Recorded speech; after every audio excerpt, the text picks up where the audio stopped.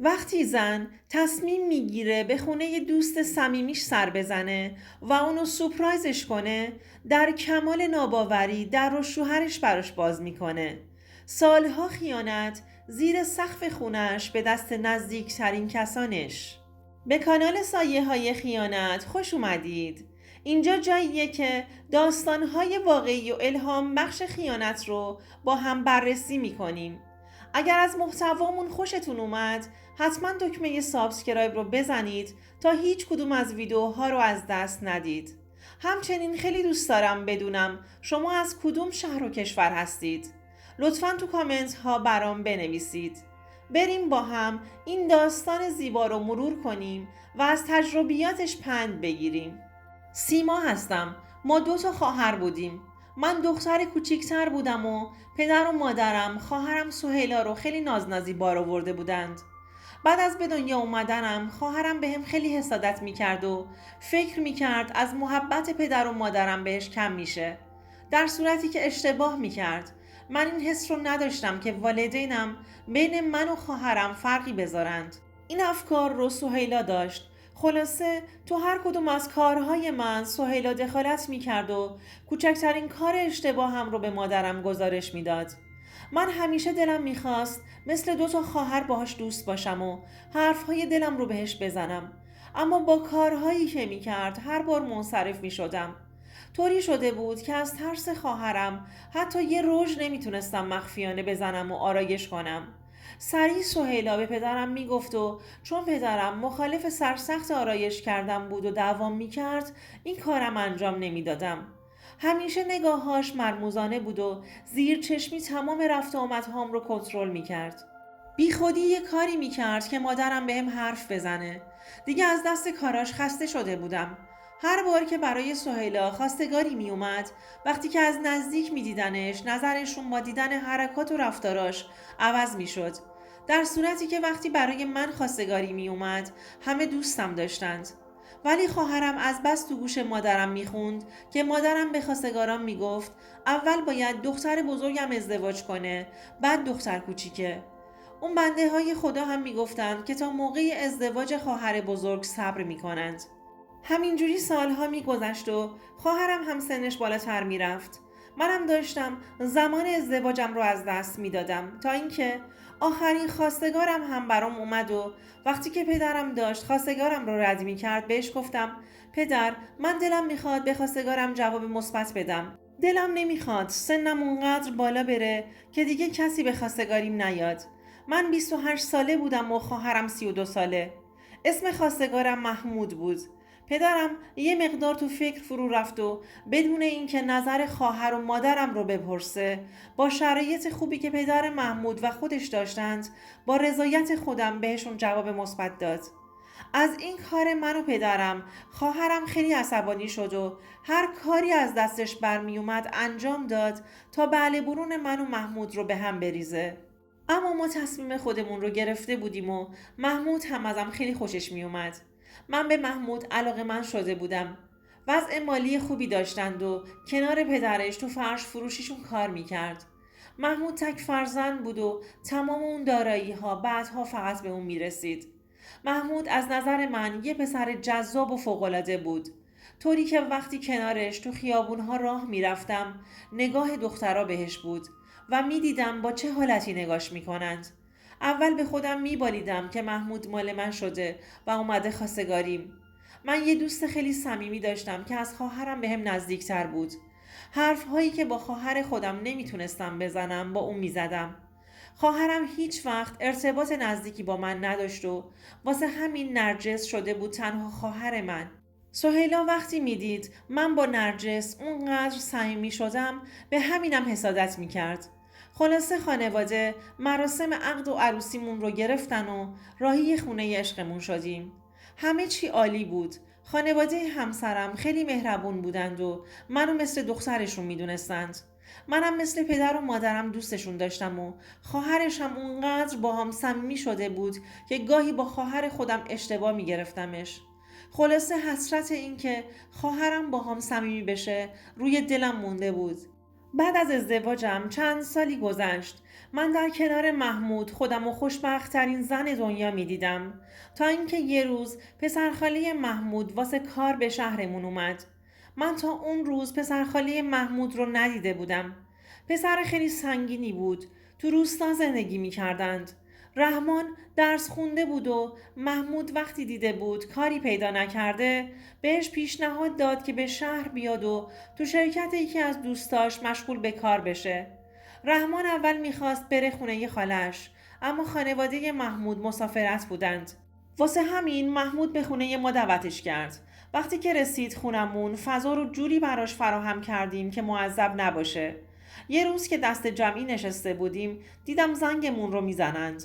نرجس دوستم بود. تعارفش کردم اومد داخل. نرجس نمیدونست مهمان داریم. فکر میکرد اون ساعت از روز من تنها خونه هستم. محمود و رحمان با نرجس احوال پرسی کردند و بعدش هم ازمون خدافزی کردند که ما راحت‌تر باشیم. رحمان به محض ورود نرجس چشماش برق زد. مطمئن شدم که با یک نگاه از نرجس خوشش اومده.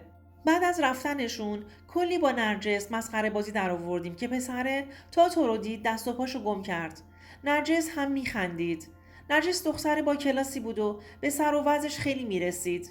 ما چندین ساعت کنار هم بودیم و میگفتیم و میخندیدیم. خلاصه نرجس رفت و منم به سمت آشپزخونه رفتم که شام رو آماده کنم. همون لحظه به محمود زنگ زدم. دیدم گوشیش مشغوله. میخواستم غذای مورد علاقه پسر خالش رو ازش بپرسم. بعد از چند لحظه خودش بهم زنگ زد و گفت که امشب فلان غذا رو درست کن، چون رحمان خیلی دوست داره. منم شروع کردم به آماده کردنش. شب شد و محمود و رحمان به خونه اومدند. رحمان همش معذب بود. شام رو یواش یواش خورد. سرش رو حتی بالا نمی آورد. محمود بهش گفت اینجا خونه خودته، راحت باش. خلاصه کم کم یخش آب شد و با ما می گفت و می خندید.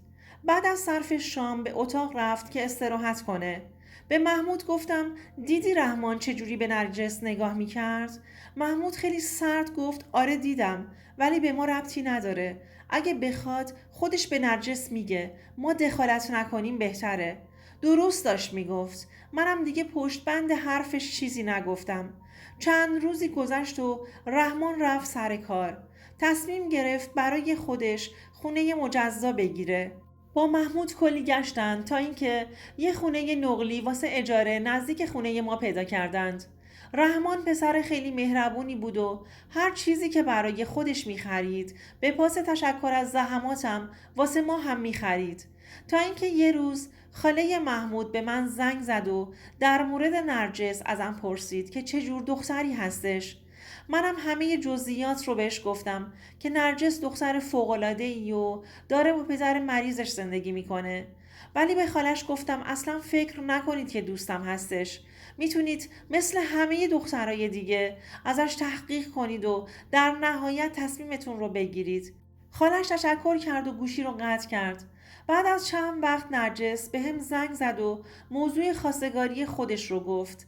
از این خبر خیلی خوشحال شدم، تا اینکه با جواب مثبت نرجس به رحمان اونا هم مراسم ازدواجشون رو گرفتن و بعد جشن به خونشون رفتند.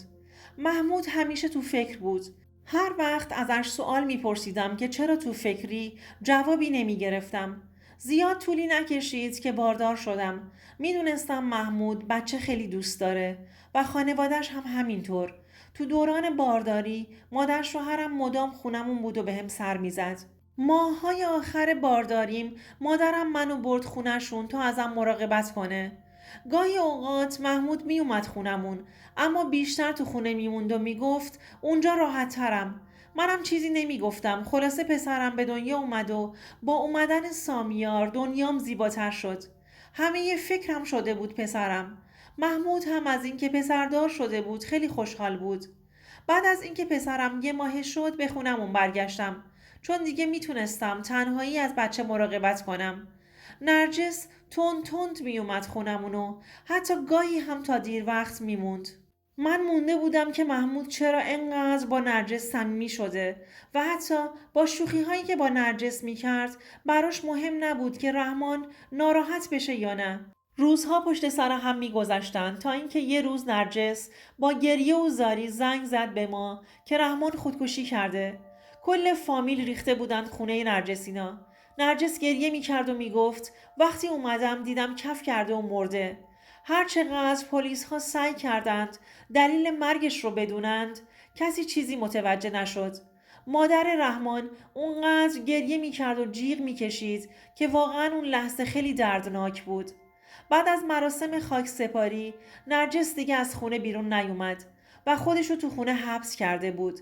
خیلی اصرار کردم که ببرمش پیش خودم، چون نرگس هم تنها شده بود و پدرش رو تو اون سالها از دست داده بود. اما قبول نمی کرد و می گفت تو خونه خودش راحت تره. روزها گذشتند و سامیار منم بزرگتر می شد.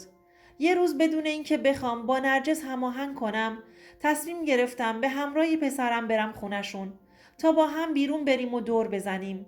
زنگ در رو زدم و گوشه دیوار قایم شدم.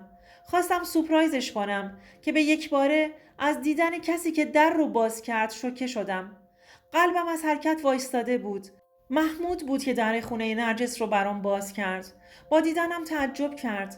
زبونم قفل کرده بود. تمام انرژیم رو جمع کردم و بهش گفتم اینجا چه خبره؟ تو خونه نرجس چی کار میکنی؟ که نرجس صدا زد عشقم کیه دم در؟ با شنیدن صدای نرجس دنیا رو سرم آوار شد. منظورش از عشقم محمود من بود، شوهری که این همه سال عاشقش بودم و اون داشت بهم با دوست صمیمیم خیانت میکرد. دست بچه رو ول کردم و محمود رو هل دادم کنار و وارد خونه شدم. محمود بچه رو بغل گرفت و پشت من وارد شد. نرجس رو تو خونه با لباسی دیدم که اگر نمیدیدم بازم باور نمی کردم. اونجا چه خبر بود؟ اینا از کی داشتن به من خیانت می کردند؟ به ظاهر دوستم بود و در باطن دشمنم. از دیدن من نرجس هم شوکه شد و از جاش بلند شد. هر چی تو دهنم بود بهش گفتم. بعدشم رو کردم به محمود که چرا این کارو با من و زندگیم کردی؟ محمود در کمال خونسردی و وقاحت بهم گفت که ما قبل از عروسی نرجس و رحمان با هم ارتباط داریم. چی داشتم میشنیدم؟ یعنی این همه سال من ساده متوجه نشده بودم؟ و همچنان نرجس رو تو خونه راه میدادم و به شوهرم هم عشق میورزیدم. تمام حرفهای دلم رو اول به نرجس میگفتم. اونو مثل خواهرم میدونستم. اما اون در عوض از پشت بهم خنجر زد و با شوهرم تو رابطه بود. دست سامیار رو گرفتم و از اون خونه زدم بیرون. در تمام مسیر خونه داشتم به اتفاقات پشت سرم فکر میکردم که کنار گوشم اتفاق افتاده بود و خبر نداشتم. تا رسیدم خونه با گریه به پدرم زنگ زدم و همه چی رو براش تعریف کردم. اونم برام یه وکیل گرفت که کارهای طلاقم رو هرچه سریعتر انجام بده. دیگه طاقت نداشتم زیر یه سقف با اون مرد خیانتکار زندگی کنم. این بود که مهریم رو بخشیدم و پسرم رو به حضانت گرفتم. محمود که براش مهم نبود، از دادگاه درخواست کرد که هفته یک بار حداقل بچه رو ببینه که با خواستش قاضی موافقت کرد. از اون موقع تا الان چند ساله که میگذره و پسرم به مدرسه میره و منم توی فروشگاه مواد غذایی کار میکنم. کنار پسرم زندگی آرومی دارم. مادرم و خواهرم هم در نبود من کنار سامیار میمونن تا من برگردم. محمود و نرجس با هم ازدواج کرده بودند. شک ندارم که رحمان بعد از اینکه موضوع زنش رو با محمود متوجه شد، برای حفظ آبروی خودش خودکشی کرد. زیاد طول نکشید که نرجس از محمود باردار شد. وقتی بچهشون به دنیا اومد شنیدم که معلول هستش. محمود شب و روزش شده بود درمان اون بچه. من راضی نبودم که بچهشون چیزی بشه. اما مطمئنم اون بچه تاوان کارشون به من بوده. دوستان عزیزم، امیدوارم از این داستان لذت برده باشید.